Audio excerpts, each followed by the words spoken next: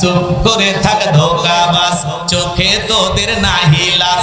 চুপ করে থাক ধোঁকাবাজ, চোখে তোদের নাহি লাজ।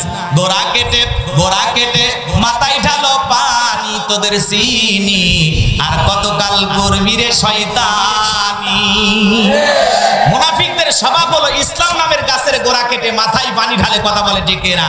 ওরা সকালবেলা বলে আমরা ইসলামের পক্ষে আছি, আবার সন্ধ্যাবেলায় বেঈমানদের সাথে মিশে আর বলে ওদেরকে একটু তাল দিছি। এরকম তাল দেওয়া লোক আছে না নাই? এক সময় ওরাই বলতো কোরআনের মাহফিল চলবে, আবার সন্ধ্যাবেলায় পুলিশ পাঠায় বন্ধ করে আর বলে ওপরের অনেক চাপ, তোর চাপ গেল কোথায়? কথা কয় না কেন? এখন আর কোরআনের মাহফিল বন্ধ করার কারো সাহস হবে? জোরে বলেন হবে? 2014 সালের আগে কোরআনের মাহফিল বন্ধ করার কেউ ছিল না। ওরা যখন বুঝতে পারলো দিন দিন ইসলাম আলাদের যেভাবে গণজোয়ার, এত গুলি মারা হয়, এত জেলে দেওয়া হয়, এত রিমান্ডে নেওয়া হয়, এরপরে কোরআনের মাহফিলে লক্ষ লক্ষ মানুষ কেন যায়? অতএব কোরআনের মাহফিল করতে অনুমতি লাগবে। হরি কীর্তন হরিবাসর করতে অনুমতি লাগতো না। অন্য ধর্ম অবলম্বীদের আনুষ্ঠানিক যত অনুষ্ঠান আছে পরিচালনা করতে অনুমতি লাগতো না। কিন্তু বাংলাদেশে 95% মুসলমান হওয়ার পরেও আল্লাহর কোরআনের তাফসীর মাহফিল করতে গিয়ে অনুমতি নেওয়া লাগছে। কথা বলেন ঠিক কিনা? কোরআন পাঠাইলেন আল্লাহ আর অনুমতি দিলেন আপনারা, এখন আপনাদের পাওয়ার গেল কোথায়? এই জন্য মাতবাড়ি করতে নাই, সকল ক্ষমতার একমাত্র মালিক কে? তাবারাকাল্লাযী বিয়াদিহিল মুলকু ওয়া হুয়া আলা কুল্লি শাইইন কাদির। মহামান্বিত সেই সত্তা যার হাতে সর্বময় কর্তৃত্ব, রাজত্ব পাওয়ার ক্ষমতা, তিনি হলেন সব বিষয়ের উপরে শক্তিমান। বলেন আল্লাহু আকবার। আকাশ আর জমিনে আল্লাহর চাইতে বড় ক্ষমতাধর কেউ আছে? এই জালেমেরা নামাজীদের উপরে জুলুম করেছে, জালেমেরা জুলুম করেছে আল্লাহ ওয়ালাদের উপরে, আলেমদের উপরে হাজার হাজার জুলুম করেছে। এরপরেও কিন্তু যাদের উপরে জুলুম করেছে এরা জমিনে ঠিকই টিকে থাকবে।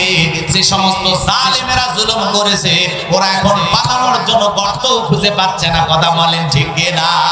মাঝে মাঝে দুই একজন পাবলিক পায় আর গণধোলাই দিয়ে সাইজ করে সেনাবাহিনীর হাতে তুলে দেয়। আল্লাহ পাক তার বিশ্বাসী বান্দাদের জন্য, মুমিন বান্দাদের জন্য সূরা আল মুমিনুন নাজিল করেছেন। আবার যারা অবিশ্বাসী কাফের এদের জন্য আল্লাহ পাক একটি সূরা নাজিল করেছেন। সূরাটির নাম কি জানেন? কাফিরুন। জোরে বলেন কি নাম? কুল ইয়া আইয়ুহাল কাফিরুন।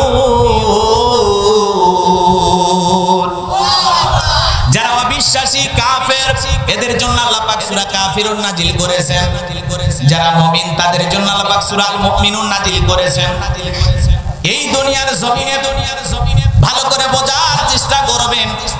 অবিশ্বাসী বান্দা আছে, মুমিন বান্দা আছে, আর একটা আছে দুই নৌকায় পা দিয়ে চলে, দুমুখো সাপ, মুখে বলে একটা অন্তরে আর একটা। বৃষ্টি দেই দিকে ছাতা ধরে সেই দিকে গুলালু মার্কা, সব তরকারিতে চলে। কথা বলেন ঠিক না?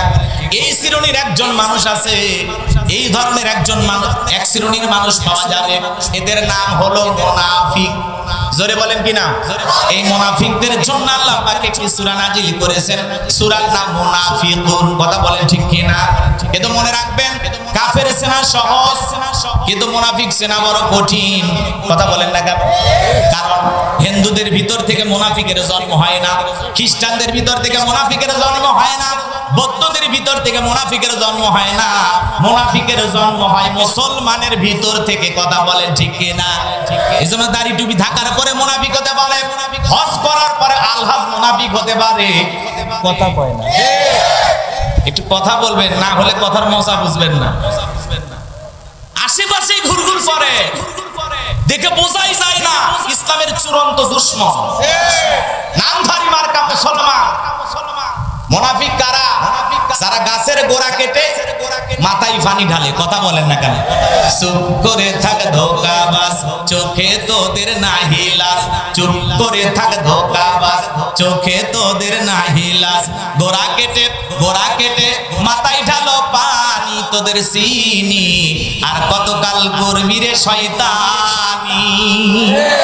মুনাফিকদের স্বভাব হলো ইসলাম নামের গাছের গোড়া কেটে মাথায় পানি ঢালে। কথা বলে ঠিক না? ওরা সকালবেলা বলে আমরা ইসলামের পক্ষে আছি, আবার সন্ধ্যাবেলায় বেঈমানদের সাথে মিশে আর বলে ওদেরকে একটু তাল দিছি। এরকম তাল দেওয়া লোক আছে না নাই? এক সময় ওরাই বলতো কোরআনের মাহফিল চলবে, আবার সন্ধ্যাবেলায় পুলিশ পাঠায় বন্ধ করে আর বলে অপরের অনেক চাপ, তোর চাপ গেল কোথায়? কথা কয় না কেন? এখন আর কোরআনের মাহফিল বন্ধ করার কারো সাহস হবে? জোরে বলেন হবে? 2014 সালের আগে কোরআনের মাহফিল বন্ধ করার কেউ ছিল না। ওরা যখন বুঝতে পারলো দিন দিন ইসলাম আলাদের যেভাবে গণজোয়ার, এত গুলি মারা হয়, এত জেলে দেওয়া হয়, এত রিমান্ডে নেওয়া হয়, এরপরে কোরআনের মাহফিলে লক্ষ লক্ষ মানুষ কেন যায়? অতএব কোরআনের মাহফিল করতে অনুমতি লাগবে। হরি কীর্তন হরিবাসর করতে অনুমতি লাগতো না। অন্য ধর্মাবলম্বীদের আনুষ্ঠানিক যত অনুষ্ঠান আছে পরিচালনা করতে অনুমতি লাগতো না। কিন্তু বাংলাদেশে 95% মুসলমান হওয়ার পরেও আল্লাহর কোরআনের তাফসীর মাহফিল করতে গিয়ে অনুমতি নেওয়া লাগছে। কথা বলেন ঠিক কিনা? কোরআন পাঠাইলেন আল্লাহ আর অনুমতি দিলেন আপনারা, এখন আপনাদের পাওয়ার গেল কোথায়? এই জন্য মাতবাড়ি করতে নাই, সকল ক্ষমতার একমাত্র মালিক কে? তাবারাকাল্লাযী বিয়াদিহিল মুলকু ওয়া হুয়া আলা কুল্লি শাইইন কাদির। মহামান্বিত সেই সত্তা যার হাতে সর্বময় কর্তৃত্ব রাজত্ব পাওয়ার ক্ষমতা, তিনি হলেন সব বিষয়ের উপরে শক্তিমান। বলেন আল্লাহু আকবার। আকাশ আর জমিনে আল্লাহর চাইতে বড় ক্ষমতাধর কেউ আছে? এই জালেমেরা নামাজীদের উপরে জুলুম করেছে, জালেমেরা জুলুম করেছে আল্লাহ ওয়ালাদের উপরে, আলেমদের উপরে হাজার হাজার জুলুম করেছে। এরপরেও কিন্তু যাদের উপরে জুলুম করেছে এরা জমিনে ঠিকই টিকে থাকবে। যে সমস্ত জালেমেরা জুলুম করেছে ওরা এখন পালানোর জন্য গর্ত খুঁজে পাচ্ছে না। কথা বলেন ঠিক কিনা? মাঝে মাঝে দুই একজন পাবলিক পায় আর গণধোলাই দিয়ে সাইজ করে সেনাবাহিনীর হাতে তুলে দেয়। এই জন্য জুলুম করতে নাই। সামনের দিকে যায় আলোচনা আস্তে আস্তে বুঝবেন। খুব বেশি সময় আমি পাবো না, আজকে বক্তা বেশি, বোঝেন নাই? তারপরে এলাকার মানুষ দুই চারটা কথা বলার জন্য আসছি। বিরক্ত হচ্ছেন আপনারা? মন খারাপ করেন? এখনো কি উল্টা পাল্টা মনোভাব আছে নাকি? উল্টা পাল্টা চিন্তা ভাবনা বাদ দেন, দিলটা পরিষ্কার করেন। কথা কি বোঝেন নাই? বাবার শাসন দেখেছেন, স্বামীর শাসন দেখেছেন, চাচার শাসন দেখেছেন, আপার শাসন দেখেছেন, ভাবির শাসন দেখেছেন। আল্লাহর কোরআনটা দিয়া দেশটা কেমন চলে দেখতে মনে চায় না? ও গাইবান্ধার মুসলমানেরা, দেখতে মনে চায় না? কার কার মনে চায় দুই হাত তুলে মালিককে দেখায়া দেয়।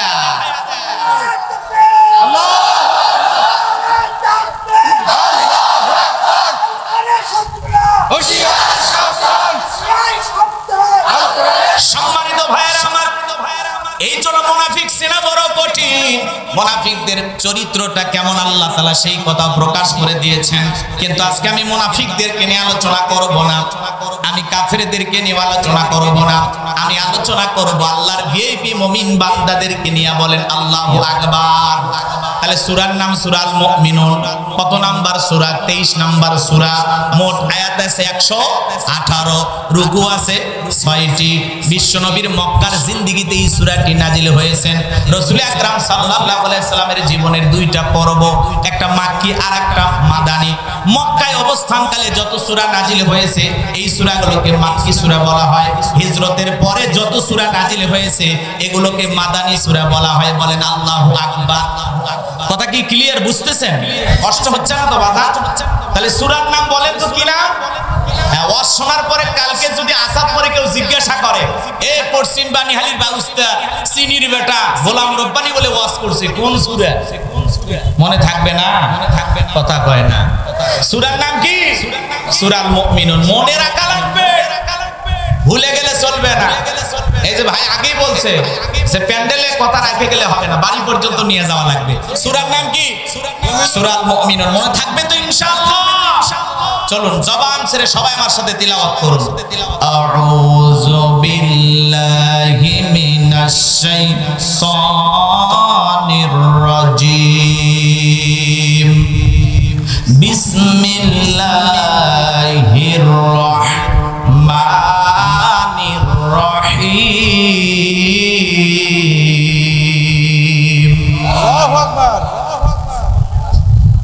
বিতাড়িত মুর্দা শয়তানের কাছ থেকে আল্লাহ পাকের কাছে আশ্রয় প্রার্থনা চাচ্ছি। পরম পরমসীম দয়ালু আল্লাহ তাআলার নামে শুরু করছি। সম্মানিত ভাইয়েরা আমার, আমি আপনাদের সামনে পবিত্র কুরআনুল কারীমের 23 নম্বর সূরা সূরাল মুমিনুন থেকে আলোচনা করব। যে কোনো আয়াত বা সূরার তাফসীর করতে হলে কোন প্রেক্ষাপটে কোন সময় আল্লাহ তাআলা এই সূরাটি নাজিল করেছেন সেই নাজিলের প্রেক্ষাপট জানার দরকার আছে না নাই? আরবিতে বলা হয় শানে নজুল। যদি শানে নজুল আলোচনা করা হয় তাহলে তাফসীর বুঝতে সহজ হয়। জোরে বলেন আল্লাহু আকবার। তাহলে কোন সময় কোন প্রেক্ষাপটে রাসূল আকরাম সাল্লাল্লাহু আলাইহি সাল্লামের উপরে আল্লাহ পাক সূরাল মুমিনুন নাজিল করেছেন, একটু নাজিলের প্রেক্ষাপট জানার দরকার আছে না নাই? আছে। ভালো করে বোঝার চেষ্টা করবেন। বিশ্বনবীর প্রিয় সাহাবী হযরত ওমর ফারুক রাদিয়াল্লাহু তাআলা বলতেছেন, আমি মৌমাছির গুনগুন আওয়াজ শুনলাম, বনবন আওয়াজ শুনলাম। ডানে তাকায় মৌমাছি নাই, বামে তাকায় মৌমাছি নাই। বিশ্বনবীর চেহারা মোবারকের দিকে তাকায় দেখি নবীজি ফিসফিস করে কি যেন তিলাওয়াত করতেছেন। হযরত ওমর ফারুক ডেকে বলেন, আমার বোঝার বাকি রইল না, আসমান থেকে নবীজির উপরে কোরআনুল কারীম নাজিল হচ্ছে আর বিশ্বনবী কোরআনুল কারীম রিসিভ করতে ব্যস্ত। বলেন আল্লাহু আকবার। তাহলে মৌমাছির বন বন বন বন আওয়াজ হলে কোরআনুল কারীম নাজিল হয়। দপ্তরি ছুরির ঘন্টাই বাড়ি মারে টন টন আওয়াজ হলে কোরআনুল কারীম নাজিল হয়। নবীজি যখন ঘোড়ার উপরে থাকতেন ওই সময় যদি কোরআনুল কারীম নাজিল হইতো ওহির ভারে ঘোড়ার পাগুলো বালুর ভিতরে ডুবে যেত। বলেন আল্লাহু আকবার। নবীজি যখন উটের উপরে থাকতেন ওই সময় যদি নবীজির উপরে কোরআনুল কারীম নাজিল হইতো ওহির ভারে উটের মাথা জমিনের সঙ্গে লেগে যেত। এক সাহাবী রানের উপরে মাথা রেখে নবীজি আরাম ফরমাচ্ছেন, ওই সময় কোরআনুল কারীম নাজিল হলো। সাহাবী ডেকে বলেন, আমার কাছে মনে হয় আমার রানটা ফেটে যাবে, আমার কাছে মনে হয় পাহাড় আমার রানের উপরে চেপে ধরা হয়েছে। তাহলে বলেন তো কোরআনুল কারীমের একটা আলাদা ওয়েট, আলাদা একটা ওজন আছে না নাই? জীবনের প্রথম কোরআনুল কারীম রিসিভ করতে গিয়ে বিশ্বনবীর শরীর মোবারকে জ্বর পর্যন্ত এসেছিল। রাসূল আকরাম সাল্লাল্লাহু আলাইহি সাল্লামের কাছে কয়েকটি পদ্ধতিতে কোরআনুল কারীম নাজিল হইতো। বলতে গেলে লম্বা সময় হবে, এত সময় আমার হাতে নাই। হযরত ওমর ফারুক ডেকে বলেন, নবীজির কোরআনুল কারীম রিসিভ করা শেষ হয়ে গেল। বিশ্বনবী সাহাবায়ে কিরামদের দিকে মুখ ঘোরায় ডেকে বলেন, ও আমার সাহাবীরা, এই মাত্র আসমান থেকে জিবরাইল এসে আমার উপরে সূরাল মুমিনুনের 10টি আয়াত কারিমা নাজিল করে জানায় দিয়ে গেল, নবী গো এই 10টি আয়াতের ভিতরে আল্লাহ রাব্বুল আলামিন তার মুমিন বান্দাদের 7টা গুণাবলী নিয়ে আলোচনা করেছেন, 7টি বৈশিষ্ট্য নিয়ে আলোচনা করেছেন। কোন মুমিন যদি এই 7টি গুণে গুণান্বিত হতে পারে, 7টা গুণ দিয়ে তার জীবনটাকে সাজাইতে পারে, আমার আল্লাহ রাব্বুল আলামিন বলেন, উলাইকা হুমুল ওয়ারিসুন আল্লাযীনা ইয়ারিসুনাল ফিরদাউস হুম ফিহা খালিদুন। আমার আল্লাহ রাব্বুল আলামিন বলেন, তারাই উত্তরাধিকারী হবেন জান্নাতুল ফিরদাউসের, সেখানে তারা চিরকাল বসবাস করবেন। আমার আল্লাহ কোনদিন তাদেরকে জান্নাত থেকে বের করে দেবেন না।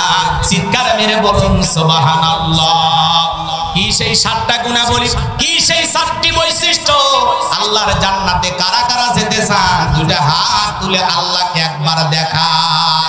লিল্লাহি তাকবীর, লিল্লাহি তাকবীর। আপনারা সবাই জান্নাতে যেতে চান?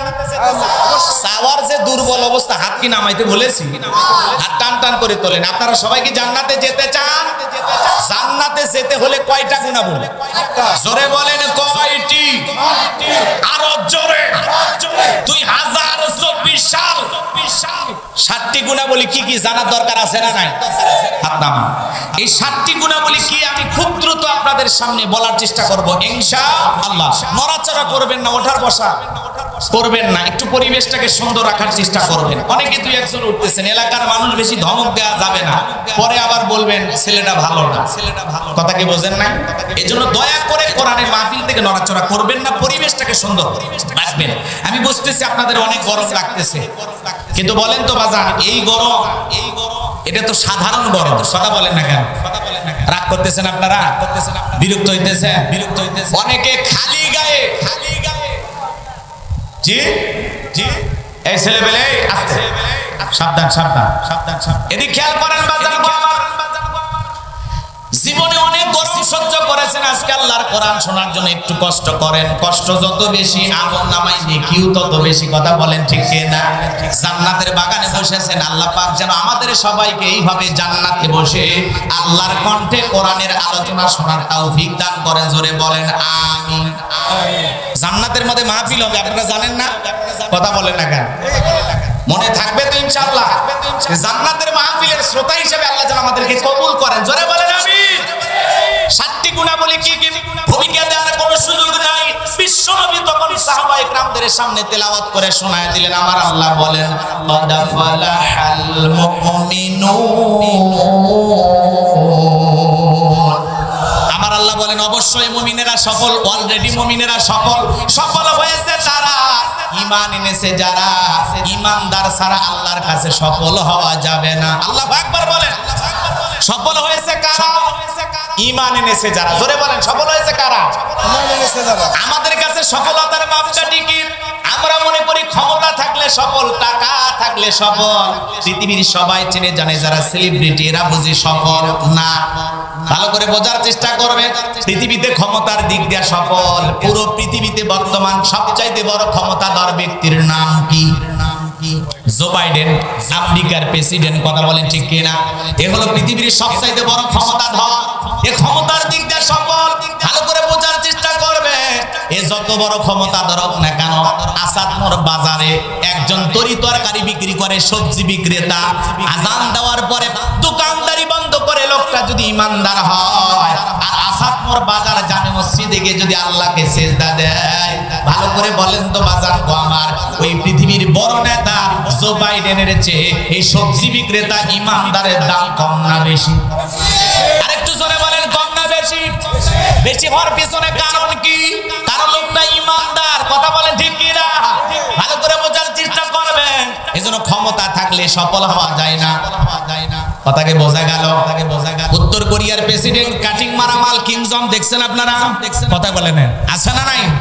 এরপরে ভালো করে বোঝার চেষ্টা করবেন, রাশিয়ার প্রেসিডেন্ট পুতিন আছে, ভারতের নরেন্দ্র মোদি দাদা আছে। এরা যত বড়ই ক্ষমতাধর হোক না কেন, বাংলাদেশের একজন ভিক্ষুক, লোকটা ভিক্ষা করে, লোকটা রিকশা চালক, রিকশা চালায়।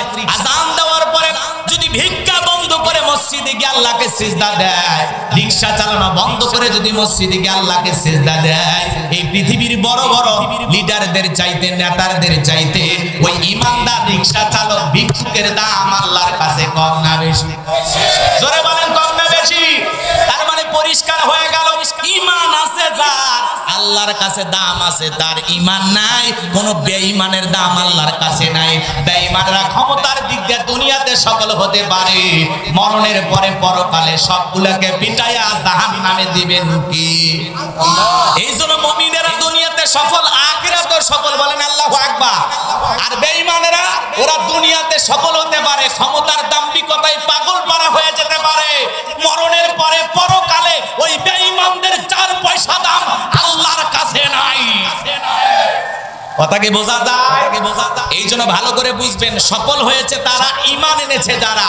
আপনার কাছে ঈমান আছে, আল্লাহর কাছে দাম আছে। আল্লাহর কাছে যদি দামি হতে পারি, এই জীবনে আর কিছু চাওয়ার আছে? জোরে বলেন, চাওয়ার আছে? আপনি ধনী হন, গরিব হন, রিকশা চালক হন, ভ্যান চালক হন, শ্রমিক হন, আপনার ভিতরে ঈমান আছে, আল্লাহর কাছে দাম আছে। ধলা ফর্সা লম্বা বেটে যা হন না কেন, কোনো সমস্যা নাই। আপনার ভিতরে ঈমান আছে, আল্লাহর কাছে দাম আছে। কথা কয় না ভাই? তাহলে আমার কথা কি পরিষ্কার ভাবে বুঝেছেন? এজন্য ক্ষমতা থাকলে সফল হওয়া যায় না। টাকা, বিল গেটসের টাকার অভাব ছিল না, তারপরেও 17 বছর না 35 বছরের সংসার ভেঙে গেল, টিকলো না। কথা বলেন ঠিক কি না? এজন্য টাকাতে সুখ পাওয়া যাবে না। পৃথিবীর শ্রেষ্ঠ শ্রেষ্ঠ ধনী এরা টাকার দিক দিয়ে সফল হতে পারে, আল্লাহর কাছে এদের কোনো দাম। এছাড়াও সেলিব্রিটি যারা আছে, ক্রিকেটার, নায়ক, ফুটবলার আছে না নাই? এ জোরে বলেন, আছে না নাই? আছে। অনেক বড় বড় নায়ক গায়কের নাম আপনারা জানেন, এদিক সেদিক হয়ে যাবে, আমি অত কথা বলতে চাই না। সংক্ষিপ্ত কথা এতটুকু বলতে চাই, ক্ষমতার দিক দিয়ে ওরা সফল হতে পারে, টাকার দিক দিয়ে সফল হতে পারে, যশ খ্যাতি থাকতে পারে, সেলিব্রিটি থাকতে পারে, হিরো আলমের মতো তো সবাই চিনতে পারে, কথা কি বোঝেন নাই? কিন্তু এদিক খেয়াল করেন, আল্লাহর কাছে কেবলমাত্র সফল হয়েছে তারা, ঈমান এনেছে যারা। আল্লাহু আকবার বলেন। তাহলে আমি বলবো সফল হয়েছে কারা, আপনারা বলবেন ঈমান এনেছে যারা। বলতে পারবেন না? বলেন সফল হয়েছে কারা? সফল হয়েছে কারা? আল্লাহর কাছে দামি বান্দা কারা? ঈমানদার বান্দা যারা। আল্লাহর কাছে দামি বান্দা কারা? তাহলে আমরা সবাই ঈমানদার নাকি সন্দেহ আছে? এইবার চলেন আলোচনার এই মূল পয়েন্টে চলেন। এদিক খেয়াল করেন, আল্লাহ বলেন আদাফলাহাল মুমিনুন, অবশ্যই মুমিনেরা সফল, অলরেডি মুমিনেরা সফল। সফল হয়েছে তারা, ঈমান এনেছে যারা। ঈমান আনার পরে মুমিন জীবনের গুরুত্বপূর্ণ দায়িত্ব আছে না নাই? এদিক খেয়াল করেন, একজন অমুসলিম জোহরের নামাজের পূর্বে যদি ঈমান গ্রহণ করে, ওই ব্যক্তির উপরে জোহরের সালাত আদায় করা কি? আরেকটু আস্তে বলেন। একজন ব্যক্তি আসরের নামাজের পূর্বে অমুসলিম ঈমান গ্রহণ করেছে, তাহলে ওই ব্যক্তির উপরে সালাত আদায় করা কি ফরজ? এই জন্য খেয়াল করেন, মুমিন জীবনের সবচাইতে গুরুত্বপূর্ণ ইবাদতের নাম হলো সালাত। কথা বলেন ঠিক কি না? আল্লাহ পাক যখন তার আদরের মুমিন বান্দাদের বৈশিষ্ট্য নিয়ে, গুলামগুলি নিয়ে আলোচনা করলেন, আমার আল্লাহ তাআলা এক নাম্বার সালাত দিয়ে শুরু করেছেন। বলেন আল্লাহু আকবার। আমার আল্লাহ রাব্বুল আলামিন বলেন আল্লাযীনা হুম ফি সালাতিহিম খাশিউন।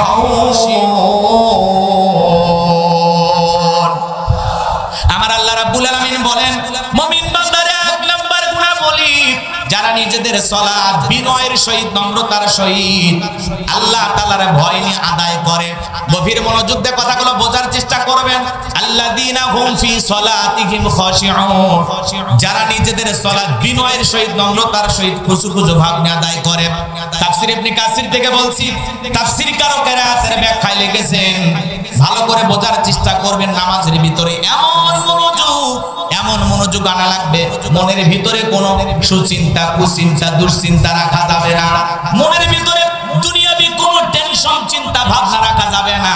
আপনি আমি যখন সালাত আদায় করার জন্য মসজিদের ভিতরে প্রবেশ করব, অন্তরের মধ্যে একমাত্র ভয় থাকতে হবে কার?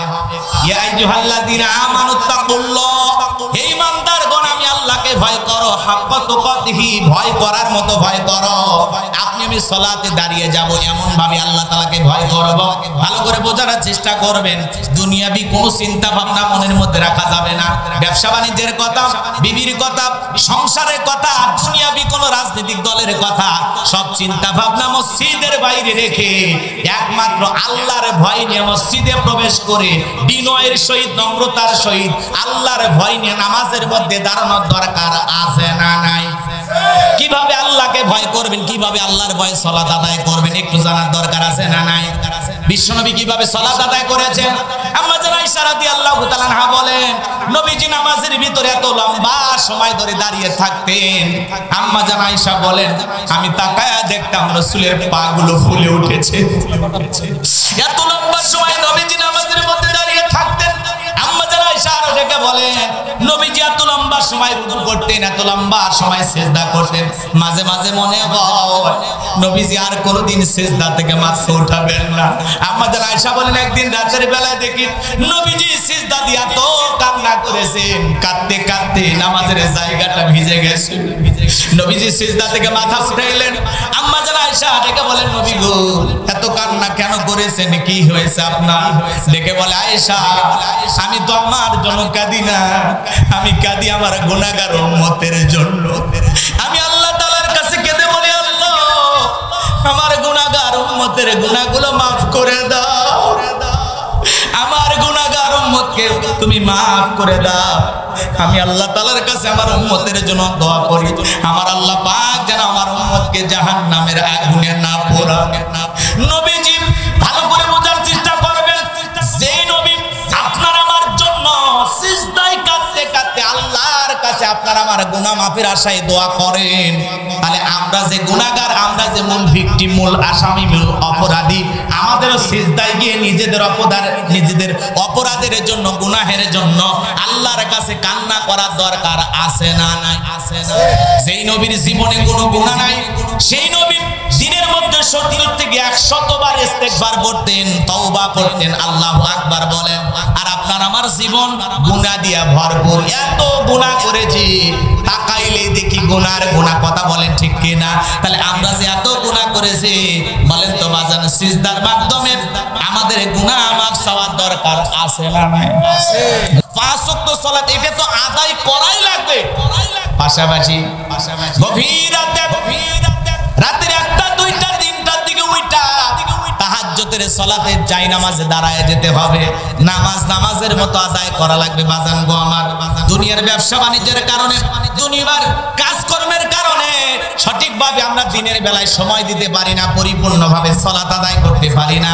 এই জন্য রাতের 1টা 2টা 3টার দিকে উঠা বিবির ভালোবাসা ত্যাগ কইরা, সন্তানদের মহব্বত ত্যাগ কইরা, গভীর রাতে উঠা ঠান্ডা পানি দিয়া ওযুটা বানায়া নিরালা নিবৃত্তিতে যাই নামাজে দাঁড়ায় গেলেন। আপনি শুধু একা সালাত আদায় করতেছেন, আপনি ইবাদত করতেছেন, আর আসমান থেকে আপনাকে দেখতেছেন তিনি কে? আরেকটু জোরে বলেন তো ঠিক। এই গভীর রাতে যারা নিরালাই সালাত আদায় করে, নিরালা নিবৃত্তিতে আল্লাহকে ডাকেন, বাজান গো আমার, এই নামাজ হলো প্রকৃত নামাজ। এই নামাজের মাধ্যমে যারা যত বেশি সময় দিতে পারবে, যত বেশি ইবাদতে মনোযোগী হতে পারবে, এই মানুষগুলো জীবনে কোনোদিন বিফল হবে না। তাহাজ্জুদের সালাতে যারা আল্লাহর সাথে সম্পর্কটা গভীর করতে পেরেছে, তাহাজ্জুদ আদায় করে যারা নিরালা নিশিত আল্লাহর সাথে প্রেম করতে পেরেছে, সিজদার মাধ্যমে, রুকুর মাধ্যমে, ইবাদতের মাধ্যমে যারা আল্লাহর সাথে প্রেম করতে পেরেছে, এদের জীবনে কোনো ব্যর্থতা নাই, এদের জীবনে সফলতা। বলেন আল্লাহু আকবার। আল্লাহর এই গোলামেরা চাইতে দেরি, আল্লাহ দিতে দেরি করবে না। বলেন আল্লাহু আকবার। এই জন্য 5 ওয়াক্ত সালাত এটা তো আদায় করাই লাগবে। পাশাপাশি রাত্রি জাগরণ করে ইবাদত করতে হবে কার? তবে এদিকে খেয়াল করেন, যুবকেরা রাত্রি জাগরণ করে, তবে ইবাদত কইরা না, ইউটিউব ইন্টারনেট ঘাটাঘাটি করে, ইমো মেসেঞ্জারে বান্ধবীর সাথে কথা বলে না কেন? সারা রাত ইমো মেসেঞ্জারে চ্যাটিং করে বান্ধবীর সাথে, হ্যালো জান, খাইছো, কি করো? আমার তো ঘুম আসে না। কেন? তুমি কাছে নাই, কথা কয় না। তারপরে বান্ধবীকে জিজ্ঞাসা করে কয়বার খাইছো, নিজের মা খাইছে কিনা, আব্বা খাইছে কিনা, ওই যুবক খবর নেই না। কিন্তু বান্ধবী যদি না খায়, বলে তুমি তো শুকিয়ে যাবে। কি দরদ, কথা কম না। জিজ্ঞাসা করে বারবার, তুমি খাইছো? তুমি না খাইলে আমি খাবো না। বাথরুমের সিপাই যা কথা কয়, ছাদের উপরে যা কথা কয়, ধান খেতে এসে মশার কামড় খায়, মশা মারে আর গল্প করে, কথা কয় না। বান্ধবী ওই পার থেকে বলে, কারে থাপাইলা? সেই কথা বলো না, তোমার সাথে কথা বলতেছি আর মশা আমারে কামড় মারতেছে, এই জন্য মাঝে মাঝে একটু মশারে সাইজ করতেছি। ওই পার থেকে মেয়েটা আবেগ আর ভালোবাসা নিয়ে বলে, ইস, যদি তোমার পাশে থাকতাম, মশারে কি রক্ত খাইতে দিতাম, আমি তোমারে আদর করে কয়েল জ্বালায় দিতাম। কথা কন ঠিক কিনা? ও তো মশার চাইতে বেশি রক্ত খাবে বাড়িতে আসলে। কথা কন ঠিক কিনা? এই সময় যুবকেরা সারা রাত্রি ইমো মেসেঞ্জারে বান্ধবীর সাথে চ্যাটিং করে, কথা বলে, বান্ধবী খাইছে কিনা খোঁজ খবর নেয়, কোন কালারে 3 পিস পরে ঘুমাইছে প্রতিদিন খোঁজ খবর নেয়। এরকম যুবক আছে না? না। সারা রাত বান্ধবীর সাথে কথা বলে ফজরের আজান হয় যখন, ওই হাইব্রিড যুবক ঘুমাইতে যায় তখন ফজরের নামাজও পড়ে। আছে না এরকম যুবক আছে না নাই? কেমন করে ঘুমাও তুমি, ওরে গোবিন্দাগঞ্জের যুবক, কেমন করে ঘুমাও তুমি ফজর করে কাজা? এমন তো হতে পারে ও তোমার জহরে জানাজা, এমন তো হতে পারে ও তোমার জহরে জানাজা। কথা বলে ঠিক কিনা? তাহলে যুবক পাগল হইও না, পাগল হইও না, সততা নিয়ে চলো। বউ কয়টা লাগবে? বইয়ের অভাব আছে? এ কথা বলেন, বইয়ের অভাব আছে? পাগল ছেলে কোথাকার, নিজের মোবাইলে টাকা নষ্ট করিয়া প্রেম করতেছ, একটু অপেক্ষা করো। 7টি গুণা বলি, এর মধ্যে 4 নাম্বার খালি যুবক আর যুবতীর ওয়াজ, একটু অপেক্ষা করো, পরে সাইজ করতেছি। কষ্ট হচ্ছে আপনাদের? একটা তাকবীর দান, লিল্লাহি তাকবীর। তাহলে রাত্রি জাগরণ করে ইবাদত করব কার? সিজদা দিয়ে চোখের পানি ছেড়ে দিয়ে আল্লাহ তাআলার কাছে কেঁদে কেঁদে দোয়া করব, রব্বানা আসরিফান্না আযাবা জাহান্নাম ইন্না আযাবাহা কানা গরাম। হে আমাদের রব, আমাদেরকে ওই কঠিন ভয়ঙ্কর জাহান্নামের আগুন থেকে আমাদের মুক্তি দাও। ওই জাহান্নামের আযাব শাস্তি আমরা সহ্য করতে পারবো না। ওই জাহান্নামের আগুন থেকে আল্লাহ তাআলার কাছে দোয়া প্রার্থনা হবে। বাজান গো, ওই জাহান্নাম বড় কঠিন জায়গা, ওই জাহান্নাম সুখের জায়গা না, ওইটা হলো যন্ত্রণার কারখানা।